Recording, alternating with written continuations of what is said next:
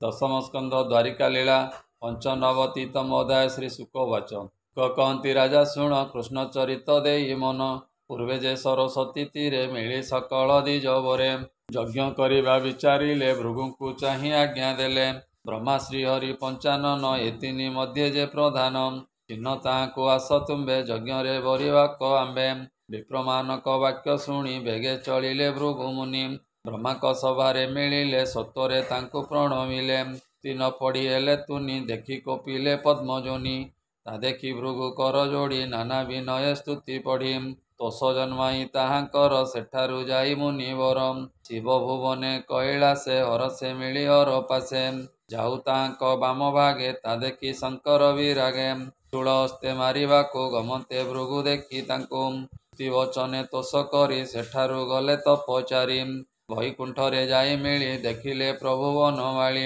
निद्रारे होई अचेतन नाही तांकर बाह्य ज्ञान मते देखि भृगु मुनि अनेक कटुवाक्य भणी नारायणक हृदय माइले पदाघात थरे तक्षणे प्रभु रमानाथ निद्राकु तेजिले तुरित उठी विप्रर पादे पड़ी कहती बेनिकर जोड़ी मुनि कठिन हृद अति कोमल तुम्भ पाद प्रहारे पीड़ा होइथिब क्षमा कर हे ऋषि भव परी कही देव हरि विप्रंकु मान्य पूजा करी विदाय नेई भृगु गले मुनिक आगे ता कहिले सकल ऋषि माने शुणी भृगु वचन परिमाणी तुंकु जागरे बरिले वांछित फल से लभिले कहती व्यास मुनि सुत शुण हे नृप परीक्षित अंते जे केते दिने ब्राह्मणी द्वारका भुवने गर्भ प्रसव काले तार जेते पूजिले कुमर पंचमास गर्भे थांती भूमिस्पर से मरती मृतपिंड कोले धरी विप्र विकले शोक करी ए कृष्ण रगरे नहीं थोई विप्र बोलोई कोप वही ब्रह्महिंसक जदुवंश सठ हृदय विश्वास लभिली विषय लाल से हेमंते कला कर्म दशे मो पुत्र जन्म काले मला हेमंत बोली कोप कला पुणी बोलोई खेद चिते दुष्ट काल विपरीते विहरी नरपति विशाल इंद्रिय दुर्पुति मत नरपति देशे जे प्रजा रहती विश्वासे दुखी दरिद्र हंती नित्य मरती अवनी प्रापते मते नव पुत्र मला शुण हे कृष्ण कर लीला जुन थिला निज देशे एकथा शुणी से विश्वासे मिलिला राजद्वारे आसी देखई विप्र अछि बसी तो बालक धरी कोले कही जीवन विकले निंदई राम वनमाळी कांदई कोपे देई गाळे सुनिंदित वाक्य शुणी कोपे चाहिला वीरमणि ब्राह्मण बोली भय पाई कर अंजलि शिरे देई बोलई शुण विप्रवर एसोके कोपतु न करम घोर वाक्य विप्रवर विरक्ति नाही धनुर्धर ब्राह्मण प्राय यज्ञकारी किवा बोलंती पेट भरी धन तनय दारा सुत जही ब्राह्मण शोकचित जन परजा जही दुखी पंडित जननी रिमाखी राजकुल बड़हीन धिकतांकर जीवन जन परजा न चिंतती तस्कर प्राय से जियंती एबे तु विप्रवर शुण देख मोहर वीरपण धनु गांडीवे गुण देई तोरिपु संहारी मुहि रक्षिण तोहर बालक मोर प्रतिज्ञा एबे देख प्रसव काले तोर घरे धनु मु धरिथिबि करे रखिबि तोहर कुमर सत्य वचन हे मोहर मोहर गुरु दीक्षा जेबे मु न करिबि रक्षा नले छाड़िबि मु प्राण शुणिण बोलंती ब्राह्मण करषण दामोदर शुण हे अर्जुन रवीरम बकुमर अनिरुद्ध धनु संग्रामे महाजोधम यादि मो पुत्र रक्षणे क्षम नहिले जणे जणे व्यर्थहीन मोर आशा देखाई करुछि भरोसा एणे मोर साध्य नाही तो वीरपण मु जाणई पुणी अर्जुन कोपवरे श्री जगन्नाथ भरोसारे भलई धनु धरी कर भविप्र सत्य हे मोहर भविप्र शुण मो वचन नुहे मु रोहिणी नंदन कृष्ण प्रद्युम्न नुहे मुहि अर्जुन नाम मु बोलाई तपे मु तोषिली शंकर से शूल हस्त देले वर अक्षय तृण मोर हस्ते एकथा विदित जगते पुरुष रणे जिणी तोर बालक देवी आणी नदेले छाड़िबि जीवन शुणी सानंद विप्रमन भूत बालक राजद्वारे थोई चलिला निजपुरे करस खेद मने अर्जुन वाणी शुणी कर्णे मते संवत्सर परे विप्रकामिनी निज घरे गर्भ होइला 10 मास देखि ब्राह्मण हुए तोषम विकले अर्जुन सुमरी उच्चे डाकई नाम धरी हे वीरमणि रक्षा कर मरणु रक्ष मो कुमर शुणी अर्जुन बेगे दाई मिलिला विप्रद्वारे जाई करचरण मुख धोई तक्षणे शुचिमंत होई हर गौरी पाद चिंती नमहि पुण पुण क्षिति ଗାଣ୍ଡିବ ଗୁଣେ ଦେଇ କର ଟଙ୍କାର କଲାକସ ତୋର। ବିପ୍ର ଭବନ 10 ଦିଗେ ରୁନ୍ଧିଲା ନାନା ଶସ୍ତ୍ର ଯୋଗେ। ଜରା ମଧ୍ୟେ ଯେନେ ପକ୍ଷୀ ବିପ୍ର ଭବନ ତେନେ ରଖି। ହେମନ୍ତ ଜନ୍ମିଲା ନନ୍ଦନ ଅର୍ଜୁନ ଶୁଣିଲା ରୋଦନ। ବିସ୍ମର ସେ ଶୂନ୍ୟ ଗଲା ବାଳକ କେହି ନ ଦେଖିଲା। ତକ୍ଷଣେ ବିପ୍ର କୋପବରେ ମିଳିଲା ଅର୍ଜୁନ ଛାମୁରେ। ବୋଲୋଇ ପରୁଷ ବଚନ ଧିକ ଅର୍ଜୁନ ତୋ ଜୀବନ। ତୋହର ନପୁଂସକ ବାଣୀ ମୁହିଁ ପାପିଷ୍ଠ ତାହା ଶୁଣି। ନ ଜାଣି ହୋଇଲି ହରସ ଏବେ ମୁଁ ନିଶ୍ଚୟ ନିରାଶ। ପୁତ୍ରକୁ ଧରଇ ମୁଁ କୋଳେ ଦଣ୍ଡେ ଦେଖଇବେନି ଡୋଳେ। ଏବେ ମୋ ପୁତ୍ର ଗଲା କେଣେ ଧନ୍ୟ ଅର୍ଜୁନ ବୀର ପଣେ। ରୁକ୍ମିଣୀ ପୁତ୍ର ମହାକ୍ରୋଧ ତାହାର ପୁତ୍ର ଅନିରୁଦ୍ଧ। ଶଙ୍କର ଶରଣ ଜଗନ୍ନାଥ ଏହାଦି ନୋହିଲେ ସମର୍ଥ। କାହାର ବଳେ ରକ୍ଷା କରି ମର୍ତ୍ତ୍ୟ ମାନବ ଦେହ ଧରି। କତ ମିଥ୍ୟାବାଦ ବାଣୀ ପ୍ରତିଜ୍ଞା କଲୁ ତୁ ନ ଜାଣି। ଧିକ ଗାଣ୍ଡିବ ଧନୁ ତୋର ବିବିଧ ଶସ୍ତ୍ର ଉପହାର। ଏ ଦୈବ ହତ କର୍ମ ତୋର କୁମତି ପାପିଷ୍ଠ ପାମର। ମୂଢ଼ ଯେ କହେ ଗର୍ଭବାଣୀ ଆତ୍ମାର ବଳ ସେ ନ ଜାଣି। ମୋତେ ବିପ୍ର କୋପବାଣୀ ଅର୍ଜୁନ ସାବଧାନେ ଶୁଣି। ବିବିଧ ମୋତେ ବିଦ୍ୟା କରି ଗାଣ୍ଡିବ ଧନୁ କରେ ଧରି। ମିଳିଲା ଯମର ଭୁବନେ ରବି କୁମର ସନ୍ନିଧାନେ। ଯମର ପୁରେ ବିପ୍ରସୂତ ଅର୍ଜୁନ ଖୋଜିଲା ସମସ୍ତ। ନ ପାଇ ମନେ ଦୁଃଖ କରି ପୁଣି ମିଳିଲା ଇନ୍ଦ୍ରପୁରୀ। ନ ପାଇ ବିପ୍ରସୂତ ଅଗ୍ନିଭୁବନେ ଉପଗତ। ନ ପାଇ ନୈଋତ ଦିଗେ କୋପେ ମିଳିଲା ବୀର ବେଗେ। ତହିଁ ନ ପାରି ବିପ୍ରବଳା ବରୁଣ ନଗରେ ମିଳିଲା। ନ ପାଇ ବରୁଣର ପୁରେ ଅର୍ଜୁନ ଗଲା କୋପ ଭରେ। ତହିଁ ନ ପାଇ ବେଗେ ଧାଇଁ କୁବେର ଭୁବନେ ଖୋଜଇ। ନ ଦେଖି ବିପ୍ରବର ସୂତ ମନେ ଭାଳଇ ବୀର ପାର୍ଥ।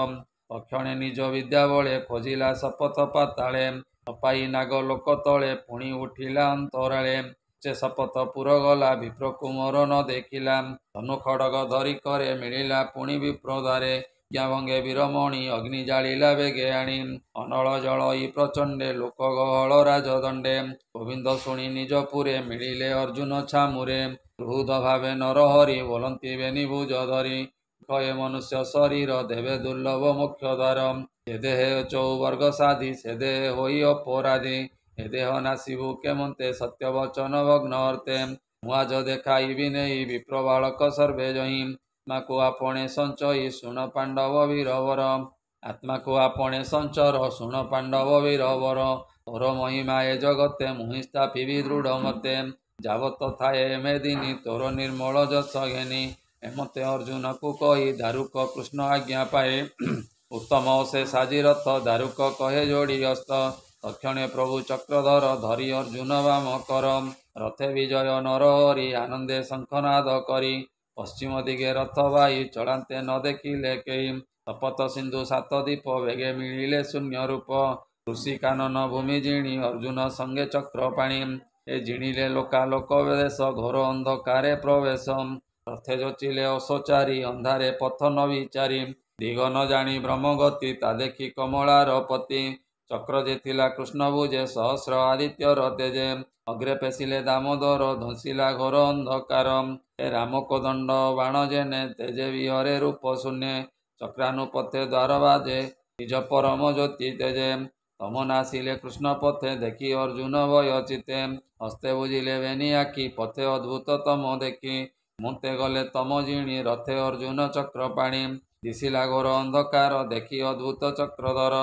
ଦେଖିଲେ ଜନ ଶୂନ୍ୟ ଦେଶ ତକ୍ଷଣେ ସମୁଦ୍ରେ ପ୍ରବେଶ।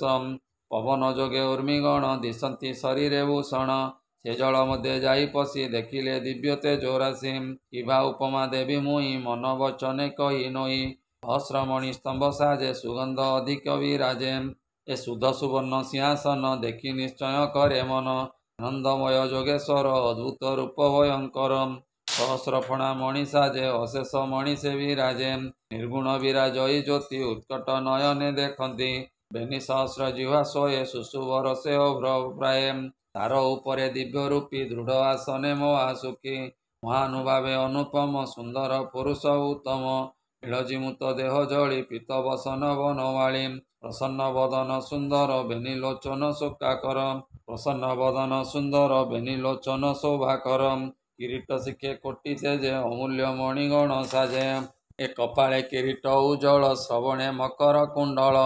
ଆଜାନୁ ଲମ୍ବେ ଚାରିଭୁଜ କଣ୍ଠେ କୌସ୍ତୁଭ ମଣି ତେଜ। ଶ୍ରୀବତ୍ସ ଚିହ୍ନ ହୃଦେ ଶହେ ବନମାଳା ଏ ଜନମୟେ। ସୁନନ୍ଦା ନନ୍ଦା ଆଦି ଦେବୀ ଅଛନ୍ତି ପଦ୍ମପାଦ ସେବୀ।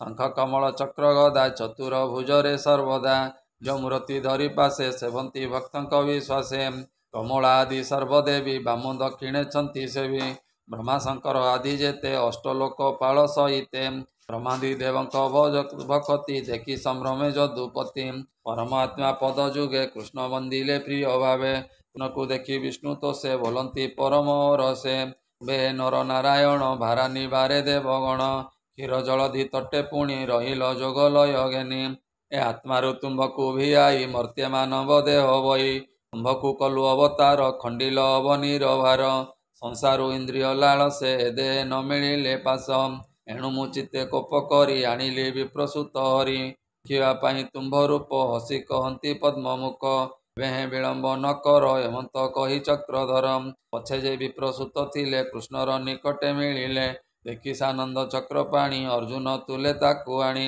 ରଥେ ବସାଇ ଦାମୋଦର ବେଗେ ମିଳିଲେ ନିଜପୁର ବ୍ରାହ୍ମଣ ଦ୍ୱାରେ ପୁତ୍ର ଦେଇ ପାଦେ ନ ମିଳେ ଭାବଗ୍ରାହୀ ବୋଲନ୍ତି ନିୟ ତୋର ସୁତ ତୁ ମୋତେ ନିନ୍ଦିଲୁ ବହୁତ ଏ 10 ବାଳକ ତୋର ଆଣି ସମ୍ବାଳ ବୋଲେ ଚକ୍ର ପାଣି ଅର୍ଜୁନ କରେ କର ଧରି ମିଳିଲେ ନିଜ ପୁରେ ହରି ନିଜ ପରମ ଧାମ ଚିନ୍ତି କର୍ମ ସ୍ୱଭାବେ କଲେ ଭ୍ରାନ୍ତି ଚତୁର ବର୍ଗ ଦାତା ହରି କପଟେ ମାୟା ରୂପ ଧରି ପ୍ରାଣୀ କପାଳକ ଅନେକ ଏତେ ବିଚାରି କଲେ ଶଙ୍କ କହନ୍ତି ସୁଖ ମୁନିବର ଶୁଣ ଅଭିମନ୍ୟୁ କୁମର ଏହାଦି ଯେତେ କର୍ମ ହରି କଲେ ମନୁଷ୍ୟ ଦେହ ଧରି ନାନାଦି ସୁଖ ଭୋଗ ବୁଞ୍ଜି ଦେବଦାନବ ମନୋରଞ୍ଜି କ୍ଷୀଣ ସ୍ୱଧର୍ମର ଉଚିତେ ବ୍ରାହ୍ମଣ ବାକ୍ୟ ବେଦ ମତେ ଯାଦବ ବଂଶେ ହୋଇ ଜାତ ସଙ୍ଗତେ ଜ୍ଞାନୀ ପଣ୍ଡୁ ସୁତ ଏ ନିମିତ୍ତ ମାତ୍ର ତାକୁ କରି ଯାରା ନିବାରି ନର ନିମିତ୍ତ ମାତ୍ର ତାକୁ କରି ଭାରା ନିବାରି ନର ହରି ଅଧର୍ମ ନାଶୀ ଧର୍ମ ପାଳି ଜଗତ ନାଥ ବନମାଳି ଶ୍ରୀକୃଷ୍ଣ ଚରଣ କମଳେ ସୁଜନେ ଚିନ୍ତି ଧ୍ୟାନ ବଳେ ମାୟା ସଂସାରେ ନୁହ ରତ ଛାଡ଼ି ଅମୃତ ଭାଗବତ ଏ ସୁଖ ନାବ ହେଳେ ହୁଡ଼ି ନମରେ ଭବ ଜଳେ ବୁଡ଼ି ସୁଖ ନାବ ହେଳେ ହୁଡ଼ି ନମର ଭାବ ଜଳେ ବୁଡ଼ି କୃଷ୍ଣ ଚରଣେ କରି ଆସ ବୋଲ ଇ ଜଗନ୍ନାଥ ଦାସ ଶ୍ରୀମଦ ଭାଗବତେ ମହାପୁରାଣେ ପାରମହଂସ୍ୟାಂ ସହିତାಂ 82 ଦଶମ ସ୍କନ୍ଧେ ଶ୍ରୀକୃଷ୍ଣ ଋଷି ଯଜ୍ଞ ବିଷୟ ବର୍ଣ୍ଣନେ ଅର୍ଜୁନ ପ୍ରତିଜ୍ଞା ରକ୍ଷଣେ ବିପ୍ରସୂତ ପ୍ରଧାନେ ନାମ 94ତମ ଅଧ୍ୟାୟ। ବୋଲାନନ୍ଦେ ଗବାର ହରି ହରି ବୋଲ।